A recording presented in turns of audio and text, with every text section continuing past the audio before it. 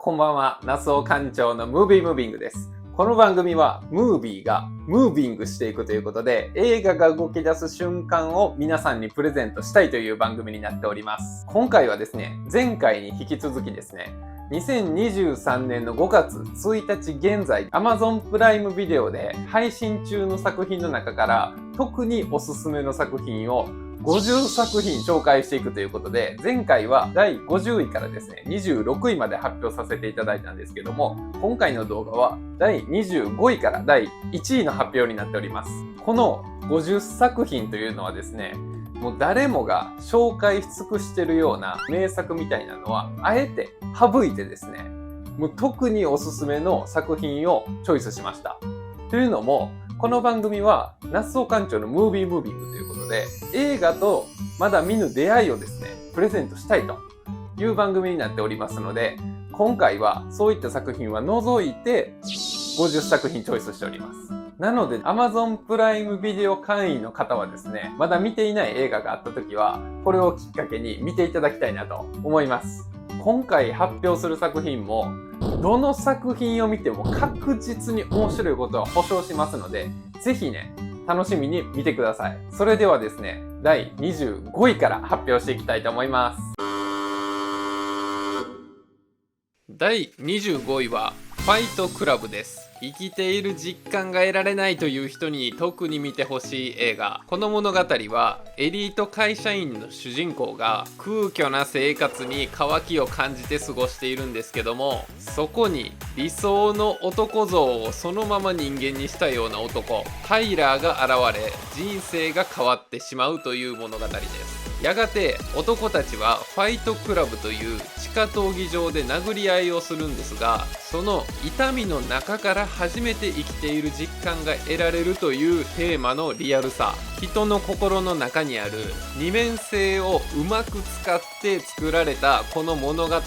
トーリーの展開が全く予想できません。どんでん返し映画が好きな人にもおすすめの映画になっております。第24位は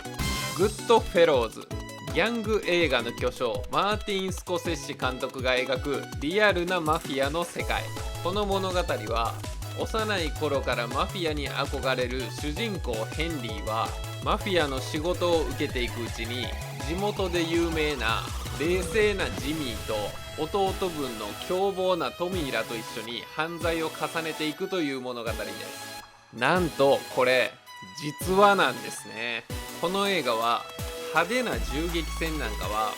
全くないんですが、ただただ冷静に見つめているジミーの目線が震えるほど怖いんです。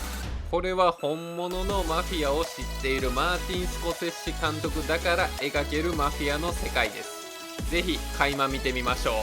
第23位はエスケープ・フロム・トゥモローです。これはとんでもない問題作なんです。なんとディズニーワールドの中で無許可で撮影されたファンタジーホラー。公開当時とんでもない物議を醸しました。この映画の物語は失業した父親がそれを隠したまま夢の国ディズニーランドへ家族と行くんですけども、精神的に追い詰められている父親はだんだんと夢の国の不気味な裏側に飲み込まれていくという物語になっております。ディズニーランドの裏側についていろんな人がいろんな想像をしているんですけども、もし夢の国の裏に闇の国があったらこんな感じかなという想像がはかどる異色の作品になっております。第22位はウルフ・オブ・ウォール・ストリートです。こんなに下品で情けないディカプリオを見たことはありません。この映画の物語は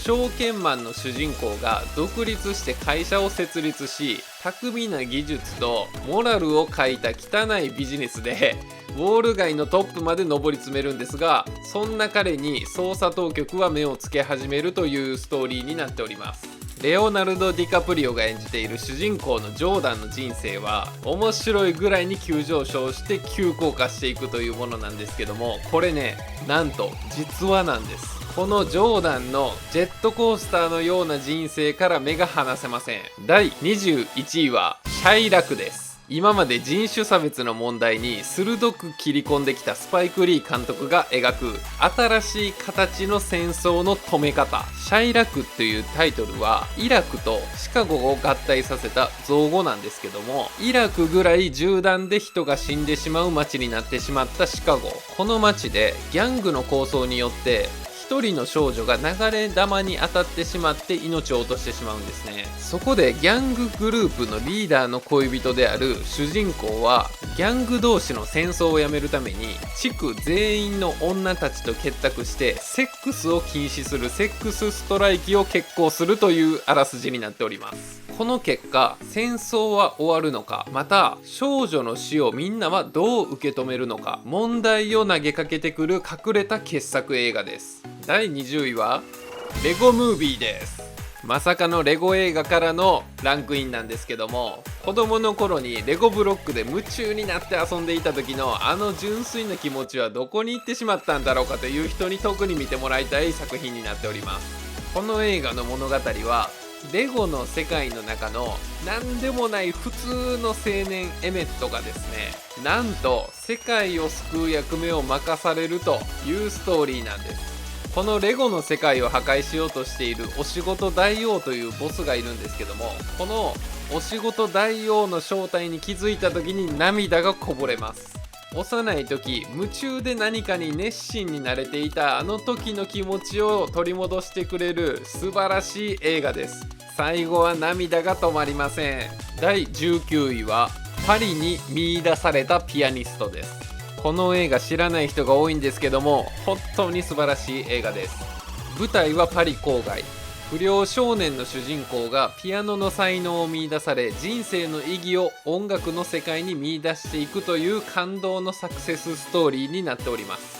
今でも大きな貧困問題と格差を抱えているパリ郊外という場所で育った主人公。偶然にもピアノの才能を見出されるんですが、そのサクセスしていく中で心の葛藤を抱えるんですね。この胸を張って生きてこれなかった主人公が自信いっぱいにピアノを弾くラストにかけての感動の盛り上がりに涙が止まらない映画になっております。第18位はリチャード・ジュエルです。衝撃的な実話ベースの映画なんですけども、この映画は警備員として働く不器用な性格のリチャードは警備中に不審なリュックを発見するんです。とっさの判断でリチャードは周囲の人を避難させようとするんですね。するとそのリュックが大爆発を起こすんですが、リチャードのおかげで死傷者はゼロだったんです。しかし警察はリチャードを容疑者として捜査を進め、リチャードは無実を証明するために法廷で戦うことになるという物語です。市民から突然現れた英雄の存在を社会がどう扱うのか、彼が無実を証明することができるのかという物語から目が離せない衝撃の実話映画です。第17位は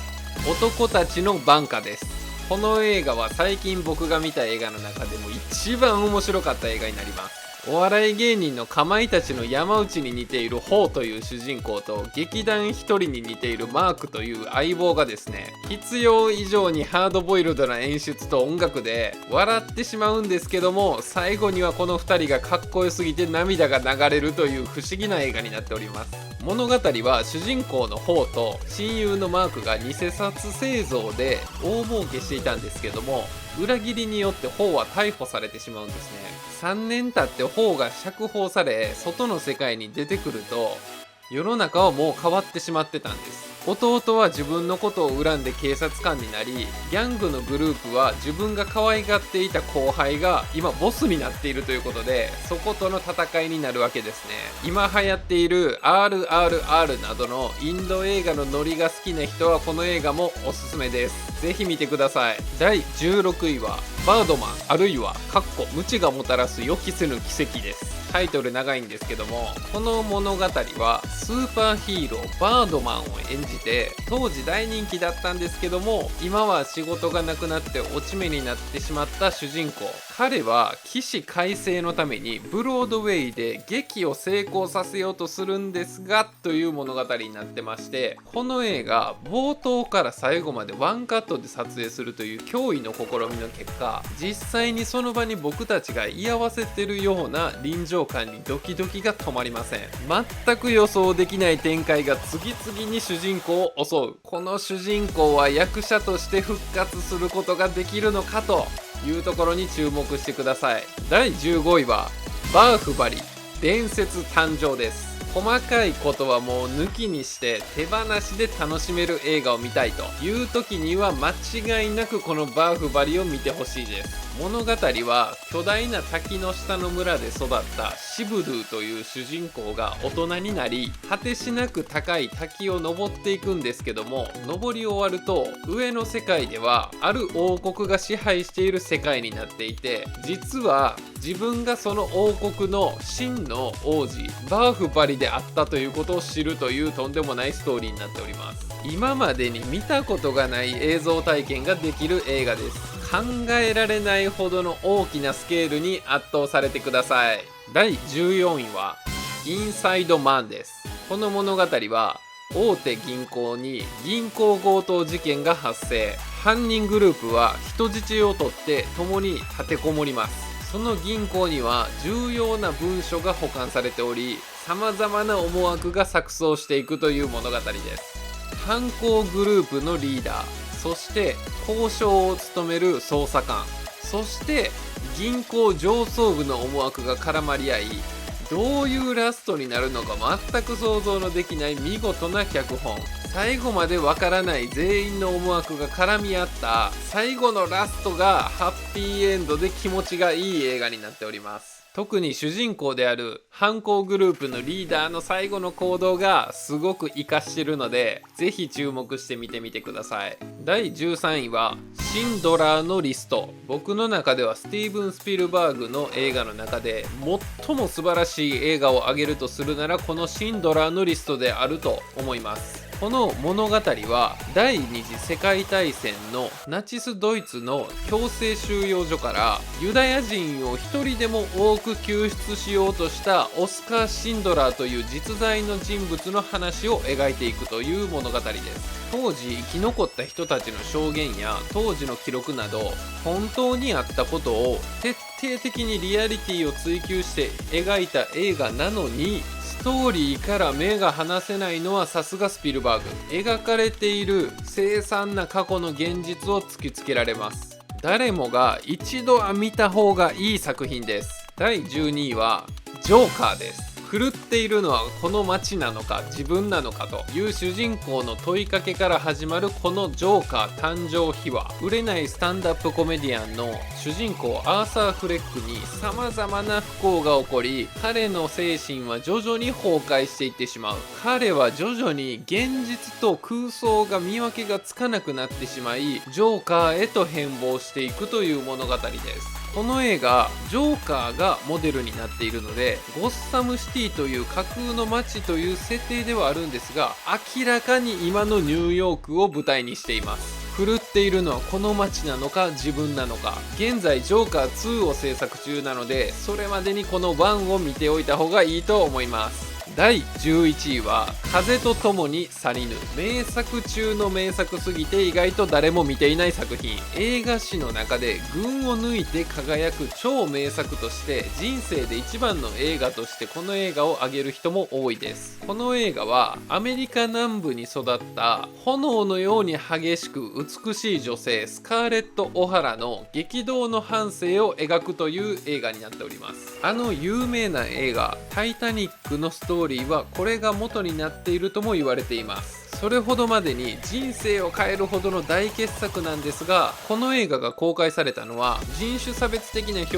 現が当たり前に含まれる1939年。この映画の中でもそういう表現が含まれているので、名作なんですが突然見れなくなる可能性がある映画でもあるので、今のうちに押さえておいてください。第10位は東京家族です。日本を代表する伝説の映画監督といえば黒澤明が有名ですが、実はその双璧を成したのがこの映画を監督した小津安二郎なんですね。この映画の物語は田舎で暮らしている老夫婦が東京で暮らす3人の子供たちに会うために上京するというだけのストーリーなんですけども、黒澤明と比較すると黒澤明は銅だとすると小津安二郎は正。小津安二郎の映画は静かにそして力強く古き良き日本の家庭を映し出すんですが、それと同時にその日本の家庭が変化していく様を切り取って出していくというところが特徴的なんです。まだ小津安二郎の映画を見たことがない方はこの東京家族をおすすめします。第9位はサウンド・オブ・メタル、聞こえるということです。この物語はメタルバンドで耳をずっと酷使してきた主人公のルーベンは突然聴覚を失ってしまうんです。自暴自棄になった彼は彼女の勧めで聴覚障害者のコミュニティで暮らすことになるという物語。お金を貯めて何としても聴覚を取り戻したいルーベンと聴覚障害を受け入れて暮らすコミュニティの人たちとの関わりの中でルーベンは何を得るのか。聞こえる聞こえないという物理的なことよりももっと本質的に大切なことがあるんだということを教えてくれる映画です。主人公のルーベンが最後の最後に気づいたことに注目してほしいです。第8位はセブンです。映画史に残る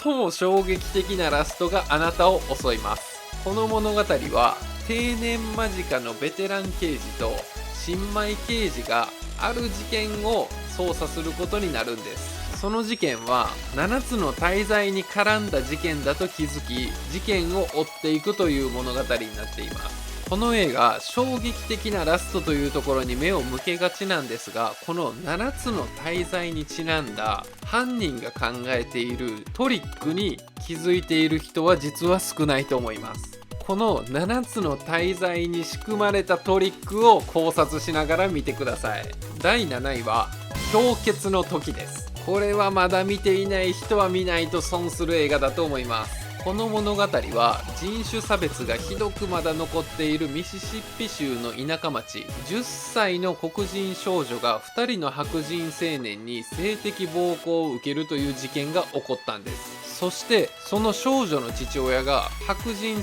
年2人を射殺し捕まってしまいます。主人公はその捕まった父親の弁護士を務めることになるという物語です。アメリカでは陪審員制度というのがあり、人種差別が濃い町では色が黒いというだけで判決に不利になるということが多いんですね。この映画はそんな中で無実をつかみ取ろうと奮闘する法廷劇を描き、最後には見ている私たちもハッとさせられるすごい傑作映画になっております。第6位はカリートの道です。この映画は渋い大人向けの映画になっております。アルパチーノが演じているかつて麻薬王として君臨していたカリートが刑務所から出所して出てくると、街はもう仁義やルールが失われた混沌の世界に変わってしまっていたんですね。やがてカリートは昔の恋人と再会して悪の世界から足を洗おうとするんですが、なかなか簡単にはその世界からは逃れられないという物語になっております。不器用にもこの状況からもがき続けるカリートの姿に最後は涙が流れる渋い大人の映画です。しっぽりと楽しみたい人はぜひこの映画を見てください。第5位は万引き家族です。家族というのはどういうくくりでもって家族と呼ぶのか。この家族は血はつながっていないけど確かに家族なんじゃないか、そんなことを考えさせられる映画です。この物語は下町に住む5人の家族が描かれ、万引きなどの犯罪を繰り返し生計を立てている家族なんですね。そこに団地の中で凍えていた幼い女の子が家族に入ってくるという物語になっています。カンヌ国際映画祭において最高賞のパルムドールを受賞した作品。今は亡きキキキリンさんの演技が特に素晴らしい。社会問題を切り取りながら家族という普遍的なものを今再認識するための映画です。この家族を肯定的に見るのか否定的に見るのか自分に聞きながら見てみてください。第4位はジョー・ブラックをよろしくです。この映画すっごい好きな映画なんですけども、人間ドラマ、ファンタジー、ラブストーリーなどのジャンルを横断する見事な脚本で、最後には大きな感動が用意されている映画になっております。この映画の物語は、死期がもうすぐ近いと悟り始めた大富豪の男のもとに自らをジョーと名乗る死神が現れるんです。命が尽きるその時まで死神と過ごすことになった主人公の大富豪の男は、この世に何を残すのかという物語になっております。この世の中を知り尽くした大富豪をアンソニー・ホプキンスが演じ、突然現れる死神をブラッド・ピットが演じるんですが、この演技の良さにも注目してもらいたいです。自分の命がもうすぐ尽きるという瞬間が近づいていくごとに、この主人公の男は生きるんですね。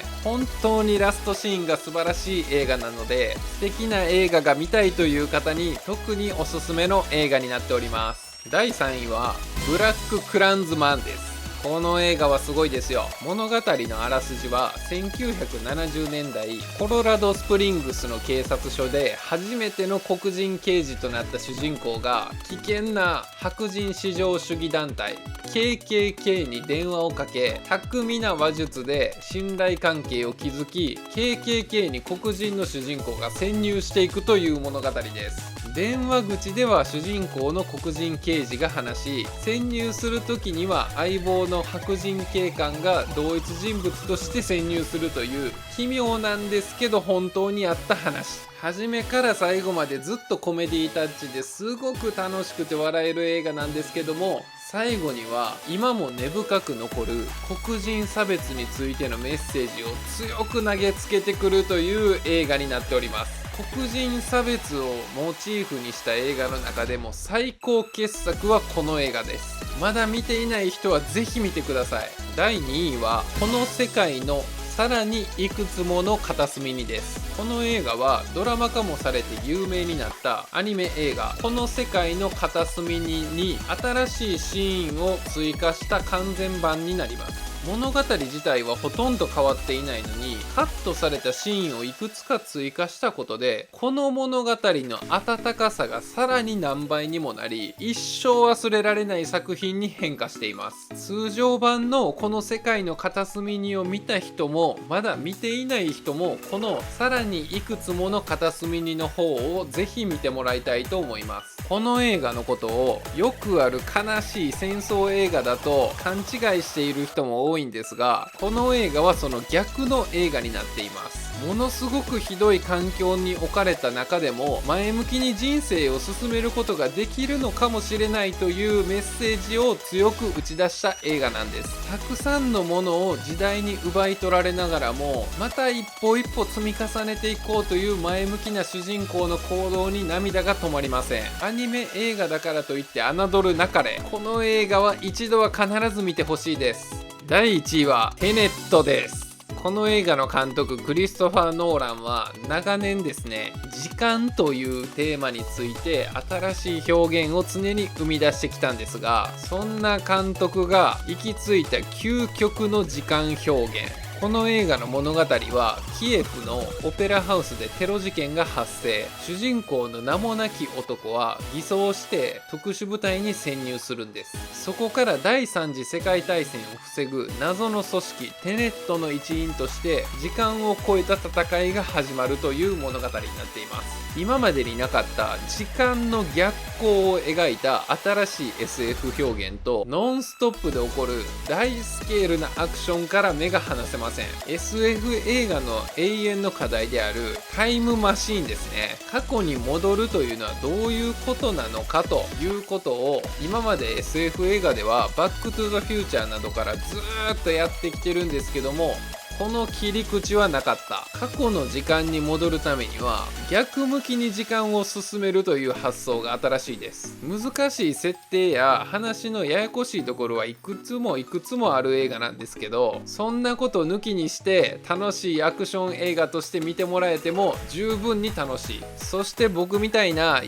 ややこしい設定をずっと考えていくのが好きな人も満足させれるだけの複雑な構造、今まで時間の表現においてこだわってきたクリストファー・ノーランの最高傑作がこのテネットです。ぜひまだの人は見てください。皆さんいかがでしたでしょうか。 Amazon プライムビデオで配信中の映画作品の中から特におすすめの映画第25位から1位までの発表でした。実は Amazon プライムというのは4000本ぐらいの映画が見れると言われているんですけども、 Amazon プライム会員になっていて4000本見る人っていうのはなかなかいないと思うんですね。それでいつもですね、だいたい似通った映画ばっかり見てしまうという方が多いと思います。そんな中でですね、今回のこのおすすめランキングトップ50がですね、参考になれば幸いです。この番組は那須尾館長のムービームービングということで、ムービーがムービングする、映画が動き出す瞬間を皆さんにプレゼントしたいという番組になっております。今回のおすすめ作品トップ50の中で、皆さんの中で新しい映画との出会いをプレゼントできたら僕はすごく嬉しく思います。またこれからも新しい動画をどんどんアップしていきますので、ぜひチャンネル登録もお願いいたします。もうこの映画見てるよという方はぜひコメント欄で教えてください。ということで、那須尾館長のムービームービングでした。皆さんご来場ありがとうございました。